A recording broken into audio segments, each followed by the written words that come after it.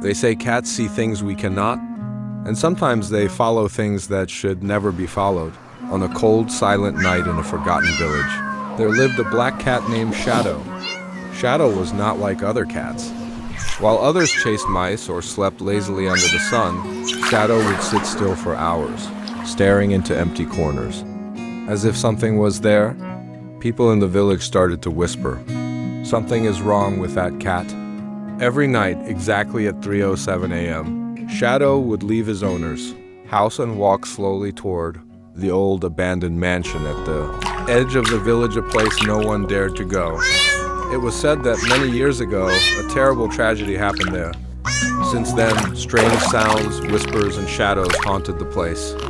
But Shadow kept going.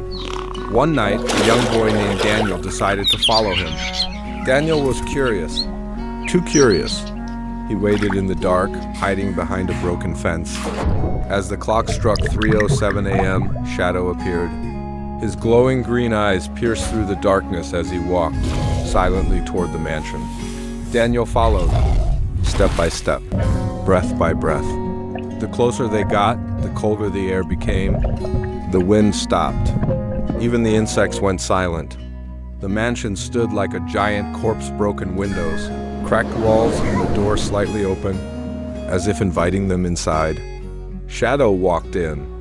Daniel hesitated, then slowly, he stepped inside too. The door creaked behind him. Slam, it shut. Daniel froze. "Hello?" he whispered. No answer. Only silence. Then suddenly, meow. Shadow stood at the end of a long hallway, staring at Daniel. But something was wrong. His eyes were no longer green. They were glowing red. And behind him, shapes began to form. Dark figures. Tall, twisted, watching. Daniel's heart pounded violently. He tried to run, but his legs wouldn't move. The shadows whispered, "Stay. Join us." Shadow slowly walked toward Daniel. Each step echoed unnaturally loud. Then he spoke. Yes, the cat spoke. "You shouldn't have followed me." Daniel screamed. Everything went black. The next morning, the villagers found the mansion door wide open. Daniel was gone, but Shadow returned home, calm, silent, as if nothing had happened. That night, at exactly 3:07 a.m., Shadow wasn't alone anymore.